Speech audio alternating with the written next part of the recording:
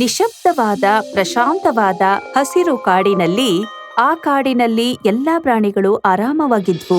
ಅಲ್ಲಿಯ ರಾಜ ಶೇರ್ ಸಿಂಗ್.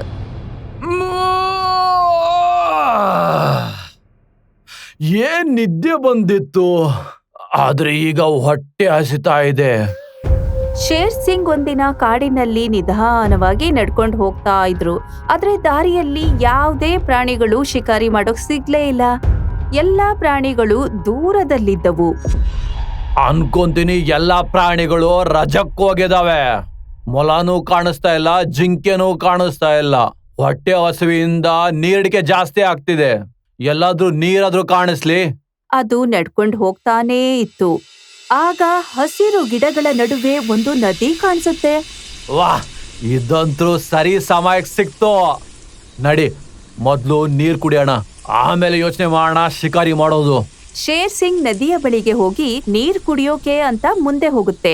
ಆಗಿದ್ದಕ್ಕಿದ್ದಂತೆ ಅದರ ಕಾಲು ಜಾರ್ಬಿಡುತ್ತೆ. ಆಗ ಅದು ನೀರೊಳಗಡೆನೆ ಬಿದ್ಬಿಡ್ತು. ಆಗ ಅದ್ರ ಕಣ್ಣುಗಳು ಮುಚ್ಕೊಂಡಿದ್ವು. ಆದ್ರೆ ಅದು ಕಣ್ಣು ಬಿಟ್ಟು ನೋಡಿದ್ರೆ ಅಲ್ಲಿ ನದಿನೂ ಇರ್ಲಿಲ್ಲ, ಕಾಡು ಇರ್ಲಿಲ್ಲ. ಅಯ್ಯೋ, ನಾನ್ ಎಲ್ ಬಂದ್ಬಿಟ್ಟೆ? ಯಾವ ಜಾಗದ ಬಂದ್ಬಿಟ್ಟೆ? ಎಲ್ ನೋಡಿದ್ರು ಬರೀ ಚಿನ್ನ ಇದೆ. ಅಲ್ಲಿಯ ಪ್ರತಿಯೊಂದು ಮರ, ಕಲ್ಲು, ಮನೆಗಳು ಎಲ್ಲವೂ ತುಂಬಾನೇ ಹೊಳಿತಾ ಇದ್ವು. ಶೇರ್ ಸಿಂಗ್ ಅಲ್ಲೊಂದು ಕೋಲ್ ತಗೊಂಡ್ ನೋಡಿದ್ರೆ ಅದು ಕೂಡ ಚಿನ್ನದಾಗಿತ್ತು. ಶೇರ್ ಸಿಂಗ್ ಅಲ್ಲಿದ್ದಂತಹ ಕೆಲವು ಚಿನ್ನದ ಕಲ್ಲುಗಳನ್ನ ತಗೊಂಡು ತನ್ನ ಬ್ಯಾಗ್ ಒಳಗಡೆ ಹಾಕೊಳ್ಳುತ್ತೆ. ಇದು ಕನಸಿದ್ರಪ್ಪ ಅಂದ್ರೆ ಒಳ್ಳೇದು. ಇದು ನಿಜವಾಗಿದ್ರಪ್ಪ ಅಂದ್ರೆ ಇದನ್ನ ತಗೊಂಡೋಗಿ ಎಲ್ಲರಿಗೂ ಮಾರ್ಬಿಡ್ತೀನಿ. ಎಲ್ಲಾ ಪ್ರಾಣಿಗಳಿಗೆ ನಾನು ಸಹಾಯ ಮಾಡಬಲ್ಲೆ. ಮತ್ತದು ವಾಪಸ್ ಹೋಗೋದಕ್ಕೆ ಹೊರಡಕ್ಕಿಂತ ಮುಂಚೆ ಮತ್ತೆ ಅದು ಆ ನದಿ ಬಳಿಗೆ ಬಂದ್ಬಿಡುತ್ತೆ. ಹೌದು, ಅದೇ ಹಳೆ ಅರಣ್ಯ ಮತ್ತು ಅದೇ ಸರೋವರ. ಇದು ಹೇಗಾಯ್ತು? ನಾನು ಎಲ್ಲಿದ್ದೆ? ಇದೆಲ್ಲ ಹೇಗಾಯ್ತು? ಆದ್ರೆ ಇದು ಮಾತ್ರ ನಿಜ, ಅದರ ಬ್ಯಾಗ್ ಅಲ್ಲಿ ಆ ಚಿನ್ನದ ಕಲ್ಲುಗಳು ಇದ್ದವು. ಈಗ ಶೇರ್ ಸಿಂಗ್ ತನ್ನ ಕಾಡಿಗೆ ವಾಪಸ್ ಬಂದಿತ್ತು. ಆದ್ರೆ ಅದೀಗ ಒಂದೇ ಇರ್ಲಿಲ್ಲ, ಅದ್ರ ಜೊತೆ ಚಿನ್ನದ ಕಲ್ಲುಗಳಿದ್ವು. ಅದು ಯಾರಿಗೂ ಗೊತ್ತಾಗದೆ ಇರೋ ಹಾಗೆ ಗುಹೆ ಒಳಗಡೆ ಆ ಚಿನ್ನವನ್ನ ಕದ್ದಿಡುತ್ತೆ. ಮತ್ತು ಮರುದಿನ ಕೆಲವು ಚಿನ್ನಗಳನ್ನ ತಗೊಂಡು ಕಾಡೊಳಗಡೆ ಬರುತ್ತೆ. ಎಲ್ಲಕ್ಕಿಂತ ಮೊದ್ಲು ಅದು ಈ ಗಜ್ಜು ಆನೆ ಬಳಿಗ್ ಬರುತ್ತೆ. ಅದಕ್ ತುಂಬಾನೇ ವಯಸ್ಸಾಗಿತ್ತು. ಅದರ ಸೊಂಟ ಎಲ್ಲ ಜಗ್ಗ್ ಹೋಗಿತ್ತು. ಗಜ್ಜು ಕಾಕ, ಇದು ತಗೋ. ಇದರಿಂದ ನೀವು ಚೆನ್ನಾಗಾಗ್ತೀರಾ. ನಿಮ್ಮ ಸೊಂಟ ನೆಟ್ಟಗಾಗ್ಬಿಡುತ್ತೆ. ಶೇರ್ ಸಿಂಗ್ ಬೇಟಾ, ನೀನು ಒಂದು ರಾಜ ಇದೀಯಾ. ನೀನು ಒಬ್ಬ ಮುದುಕನಿಗೆ ಇಷ್ಟು ಸಹಾಯ ಮಾಡ್ದೆ. ನಾನ್ ನಿನಗೇನ್ ಕೊಡ್ಲಿ? ದೇವ್ರು ನಿನಗೆ ಖುಷಿಯಾಗಿಡ್ಲಿ. ನೀನು ಅರಣ್ಯದ ವಜ್ರ ಇದೀಯಾ. ನಂತರ ಶೇರ್ ಸಿಂಗ್ ಕಾಜಲ್ ಜಿಂಕೆ ಬಳಿಗೆ ಬರುತ್ತೆ. ಅದರ ಮನೆ ಕಳೆದ ಮಳೆಯಲ್ಲಿ ಬಿದ್ದು ಹೋಗಿತ್ತು. ತಂಗಿ, ನೀನು ತೆರೆದ ಆಕಾಶದ ಕೆಳಗಡೆ ಇರಬೇಡ. ಇದು ಸ್ವಲ್ಪ ಚಿನ್ನ ಇದೆ, ಇದರಿಂದ ನೀನು ಮನೆ ಮಾಡ್ಕೋ. ನಿನ್ ಮಕ್ಕಳು ಕೂಡ ಸುರಕ್ಷಿತವಾಗಿರ್ತವೆ. ಶೇರ್ ಸಿಂಗ್ ಅಣ್ಣ, ಇದಂತೂ ಚಮತ್ಕಾರ ಅನಿಸ್ತಿದೆ. ಆದ್ರೆ ನೀವು ಎಷ್ಟು ಒಳ್ಳೆಯವರು. ನೀವ್ ರಾಜನಾಗಿದ್ರು ನಮ್ಮಂತ ಚಿಕ್ಕವರಿಗೆಲ್ಲ ಸಹಾಯ ಮಾಡ್ತಿದ್ದೀರಿ. ನಿಜವಾಗ್ಲೂ ನೀವು ತುಂಬಾ ಹೃದಯವಂತರು. ನಂತರ ಶೇರ್ ಸಿಂಗ್ ಈ ಬಬ್ಲು ಮಂಗನ ಬಳಿಗ್ ಬರುತ್ತೆ. ಇದು ಯಾವಾಗ್ಲೂ ಎಲ್ರೂನು ನಗಿಸ್ತಾ ಇರುತ್ತೆ. ಆದ್ರೆ ಅದಕ್ ಮಾತ್ರ ತಿನ್ನೋಕೆ ಸಿಕ್ತಿರ್ಲಿಲ್ಲ. ಬಬ್ಲು ತಮ್ಮ, ನೀನು ಬಾಳ್ನೆಗೋಸ್ಕರ ಅಲ್ಲಿ ಇಲ್ಲಿ ಓಡ್ಬೇಡ. ಇದು ತಗೋ, ಇದರಿಂದ ಒಂದು ಚಿಕ್ಕ ಅಂಗಡಿ ಹಾಕೋ. ಈಗ ನೀನು ಬೇರೆಯವರಿಗೆ ನಗ್ಸೋ ಜೊತೆಗೆ ನಿನಗ್ ಕೂಡ ಏನಾದ್ರೂ ಮಾಡ್ಕೋಬಹುದು. ಶೇರ್ ಸಿಂಗ್, ಈಗ ನೀನು ರಾಜ ಅಲ್ಲಪ್ಪ, ದೇವರಾಗ್ಬಿಟ್ಟಿದೀಯಾ. ಆದ್ರೆ ಶೇರ್ ಸಿಂಗ್ ಗುಹೆಗೆ ವಾಪಸ್ ಆದಾಗ ಶೇರ್ ಸಿಂಗ್ ನನ್ನು ಮನೆಯವರೆಲ್ಲ ಕೋಪದಿಂದ ನೋಡ್ತಿದ್ರು. ನೀವೆಲ್ರಿಗೂ ಚಿನ್ನ ಹಂಚ್ತಿದ್ದೀರಾ? ಇದೇನಿದು? ಈ ಚಿನ್ನ ನಮ್ದು. ಇದನ್ನೆಲ್ಲ ಬೇರೆಯವರಿಗೆ ಯಾಕೆ ಕೊಟ್ರಿ? ರಂಬಾ, ಈ ಚಿನ್ನವನ್ನ ನಾನು ಅರಣ್ಯದ ಸುಖಕ್ಕೋಸ್ಕರ ತಂದಿರೋದು. ಆದ್ರೆ ನಮ್ಮ ಅಕ್ಕಪಕ್ಕ ಎಲ್ಲರೂ ದುಃಖವಾಗಿದ್ರೆ ನಮಗ್ ಖುಷಿ ಹೇಗ್ ಸಿಗುತ್ತೆ? ನಿಮ್ಗೆ ಎಲ್ಲರ ಚಿಂತೆ ಇದೆ, ಆದ್ರೆ ನಿಮ್ ಮಗನ್ ಬಗ್ಗೆನೇ ಯೋಚನೆ ಇಲ್ಲ. ನಾನು ಯಾವತ್ತೂ ಬೇರೆಯವ್ರ ಬಗ್ಗೆ ಕೆಟ್ಟದಾಗಿ ಯೋಚನೆ ಮಾಡಿಲ್ಲ. ನನಗೆ ನಂಬಿಕೆ ಇದೆ, ನಾನೇನು ಮಾಡ್ತಾ ಇದ್ದೀನೋ ಅದು ಸರಿಯಾಗೇ ಇದೆ. ಆದ್ರೆ ಇಲ್ಲಿಗೆ ಇದು ನಿಲ್ಲಿಲ್ಲ. ಈ ಶೇರಣಿಗೆ ತುಂಬಾನೇ ಕೋಪ ಬಂದಿತ್ತು. ದಿನಾ ಕೋಪದಲ್ಲೇ ಇರ್ತಿದ್ರು ಈ ಶೇರಣಿ. ಶೇರ್ ಸಿಂಗ್ ಮೇಲೆ ಕೋಪದಿಂದ ಅತ್ತು ಕರ್ದು ಗೋಳಾಡ್ತಿದ್ರು. ಆದ್ರೆ ಈಗೇನಾಯ್ತು ಅಂದ್ರೆ ಶೇರ್ ಸಿಂಗ್ ನ ಜೀವನನೇ ಬದಲಾಗೋಯ್ತು. ಯಾಕಂದ್ರೆ ಶೇರ್ ಸಿಂಗ್ ಈಗ ಎಲ್ರಿಗೂ ಸಹಾಯ ಮಾಡೋದನ್ನ ನಿಲ್ಸಿತ್ತು. ಒಂದಿನ ಬೆಳಬೆಳಿಗ್ಗೆ ಶೇರಣಿ ಜೋರಾಗಿ ಕೂಗಿದ್ರು, ಶೇರ್ ಸಿಂಗ್ ಬೇಗ ಬನ್ನಿ, ಮಗುಗೆ ತುಂಬಾನೇ ಹುಷಾರಿಲ್ಲ, ಜೋರಾಗಿ ಉಸಿರಾಡೋಕೂ ಆಗ್ತಿಲ್ಲ. ಶೇರ್ ಸಿಂಗ್ ಓಡುತ್ತಾ ಬರುತ್ತೆ. ಅಲ್ ನೋಡಿದ್ರೆ ಚೋಟು ನೆಲದ ಮೇಲ್ ಮಲ್ಕೊಂಡಿತ್ತು. ಅದ್ರ ಮುಖವೆಲ್ಲ ಹಳದಿ ಬಣ್ಣಕ್ಕಾಗಿತ್ತು, ಕಣ್ ಕೂಡ ಅರ್ಧ ಮುಚ್ಕೊಂಡಿದ್ವು. ಚೋಟು, ಮಗು, ಹೇಳು, ಏನಾಯ್ತು?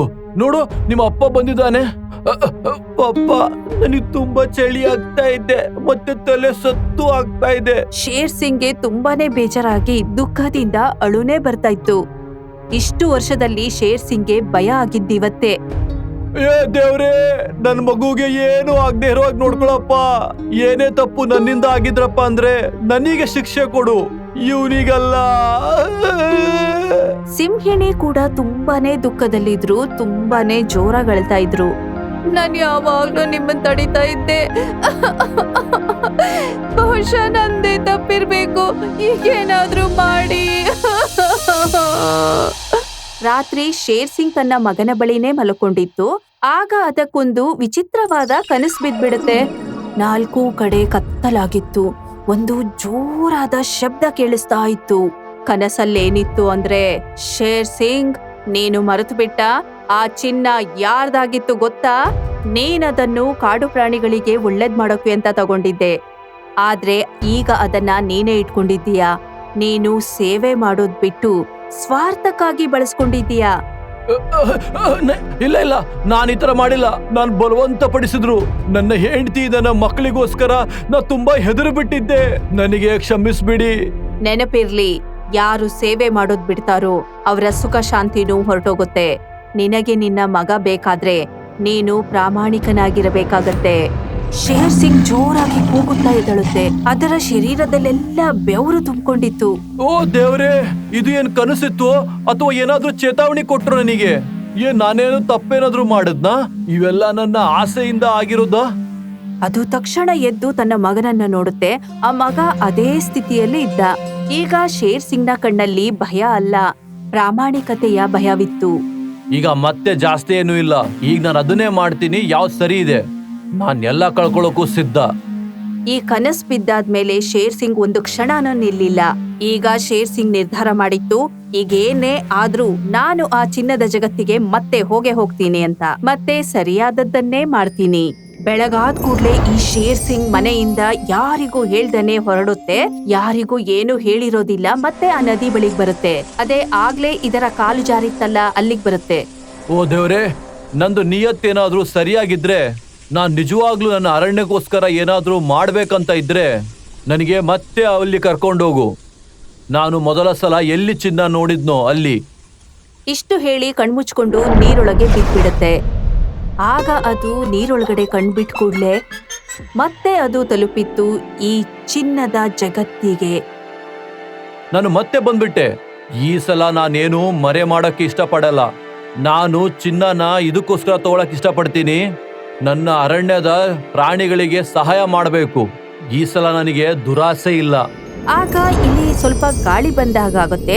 ಆ ಗಾಳಿಯ ಮಧ್ಯದಲ್ಲಿ ಈ ಹೊಳೆಯುವಂತಹ ಬೆಳಕು ಕಾಣಿಸುತ್ತೆ. ಆ ಬೆಳಕು ನಿಧಾನವಾಗಿ ಒಂದು ಪರಿಯಾಗಿ ಬದಲಾಗುತ್ತೆ. ಶೇರ್ ಸಿಂಗ್, ಮತ್ತೆ ನೀವು ಈ ಜಗತ್ತಿಗೆ ಬಂದಿದ್ದೀರಿ. ಈಗ ನೀವು ಮೊದಲಿನ ಹಾಗಿಲ್ಲ. ಮೊದಲನೇ ಬಾರಿ ನೀವಿಲ್ಲಿಗೆ ಬಂದಾಗ ಸತ್ಯವಂತರು, ನಿಸ್ವಾರ್ಥರಾಗಿದ್ರಿ. ಆದ್ರೆ ಈಗ ನಿಮಗೆ ದುರಾಸೆ ಹುಟ್ಕೊಂಡಿದೆ. ಹೌದು, ನಾನು ಒಪ್ಕೊಂತೀನಿ, ನನ್ ಕಡೆಯಿಂದ ತಪ್ಪಾಗಿದೆ. ನಾನು ಹೆದರು ಬಿಟ್ಟಿದ್ದೆ. ನನ್ನ ಕುಟುಂಬನ ಕಳ್ಕೊಳ್ಳೋ ಹೆದರಿಕೆ ಇತ್ತು. ನಾನ್ ಯೋಚನೆ ಮಾಡಿದ್ದೆ, ನಾನು ಎಲ್ಲ ಹಂಚಿಬಿಟ್ರಪ್ಪ ಅಂದ್ರೆ ನನ್ನ ಹತ್ರ ಏನೂ ಸಿಗಲ್ಲ ಅಂತಂದೇಳಿ. ಆದ್ರೆ ಈಗ ನಾನು ಅರ್ಥ ಮಾಡ್ಕೊಂಡೆ, ಯಾರ್ ಹಂಚ್ತಾನೋ ಅವನೇ ಅಸಲಿ ರಾಜ ಆಗ್ತಾನೆ. ನಿಮ್ ಮಾತು ನಿಜ ಅಂತ ನಾನ್ ತಿಳ್ಕೊಬೇಕಾದ್ರೆ ನೀವೊಂದು ಪರೀಕ್ಷೆ ಕೊಡ್ಬೇಕಾಗತ್ತೆ. ನೀವು ಆ ಪರೀಕ್ಷೆಯಲ್ಲಿ ಪಾಸ್ ಆದ್ರೆ ನಿಮ್ಗೆ ಚಿನ್ನ ಸಿಗುತ್ತೆ. ನಾನು ಪ್ರತಿ ಪರೀಕ್ಷೆಗೆ ತಯಾರಾಗಿದ್ದೀನಿ, ಅದು ಎಷ್ಟೇ ಕಷ್ಟವಾಗಿರ್ಲಿ. ಸರಿ ಶೇರ್ ಸಿಂಗ್, ನಿನ್ನ ಪರೀಕ್ಷೆಗೆ 3 ಚರಣಗಳಿವೆ. ಪ್ರತಿ ಚರಣದಲ್ಲಿ ನೀನು ನಿನ್ನ ನಿಯತ್ತು, ಸೇವೆ, ತ್ಯಾಗವನ್ನು ಸಾಬೀತ್ ಮಾಡಬೇಕು. ಈ ಕೆಲ್ಸ ನಾನು ಖುಷಿಯಿಂದ ಮಾಡ್ತೀನಿ. ಯಾಕೆ ಅಂದ್ರೆ ಮತ್ತೆ ನನ್ನ ಮನಸ್ಸೀಗ ತಿಳಿಯಾಗಿದೆ. ಎಲ್ಲಕ್ಕಿಂತ ಮೊದಲು ಪರಿ ಈ ಜಾತುವನ್ನು ಹೀಗೆ ತೋರಿಸ್ತಾರೆ. ಆಗ ಅಲ್ಲಿಗೊಂದು ಮೊಲ ಬರುತ್ತೆ. ಅದು ಹಸಿವಿನಿಂದ ಇತ್ತು, ಹೀಗೆ ನಡುಗ್ತಾ ಇತ್ತು. ಅದಕ್ಕೆ ತಿನ್ನೋಕೆ ಏನೂ ಇರ್ಲಿಲ್ಲ. ಶೇರ್ ಸಿಂಗ್, ಇದು ಮೊದಲನೇ ಅವಕಾಶ. ನಿನ್ನ ತ್ಯಾಗವನ್ನು ತೋರಿಸ್ಬೇಕು. ಇದು ಹಸಿವಿನಿಂದಿದೆ, ಇದಕ್ಕೇನಾದ್ರೂ ಕೊಡಬಹುದಾ ನೀನು? ಶೇರ್ ಸಿಂಗ್ ಆಗ ಏನೂ ಯೋಚಿಸದೆ ಅದರ ಬಳಿ ಇದ್ದಂತಹ ಈ ಮಾವಿನ ಹಣ್ಣನ್ನು ಕೊಡುತ್ತೆ. ಹೊಟ್ಟೆ ಹಸಿವಿಂದ ಯಾವುದು ಕಷ್ಟವಾಗಿರಲ್ಲ. ನಾವ್ ಯಾರ್ದು ಹೊಟ್ಟೆನ ತುಂಬ್ತೀವೋ ಅದು ಕೂಡ ಒಂದು ಪೂಜೆ ಇದ್ದಂಗೆ. ಮೊಲ ಮಾವಿನಣ್ಣು ತಿಂದು ನಗು ನಗುತ್ತಾ ಮಾಯವಾಗ್ಬಿಡತ್ತೆ. ನಂತರ ಪರಿ ಮತ್ತೆ ಜಾದೂ ಮಾಡ್ತಾರೆ. ಆಗ ಎದುರಿಗೆ ಒಂದು ಹುಷಾರಿಲ್ಲದ ಗಿಳಿ ಬರುತ್ತೆ. ಅದರ ರೆಕ್ಕೆಗಳಿಗೆ ಪೆಟ್ಟಾಗಿ ಅದು ಜಮೀನ್ ಮೇಲೆ ಬಿದ್ದಿತ್ತು. ಇದಕ್ಕೆ ಹುಷಾರಿಲ್ಲ, ಇದಕ್ಕೆ ಹಾರೋಕೂ ಆಗಲ್ಲ, ನಡೆಯೋಕೂ ಆಗಲ್ಲ. ಈಗ ಹೇಳು ಶೇರ್ ಸಿಂಗ್, ನಿನಗಿದಕ್ಕೆ ಸೇವೆ ಮಾಡೋದಕ್ಕೆ ಏನು ತೊಂದ್ರೆ ಇಲ್ಲ ತಾನೆ?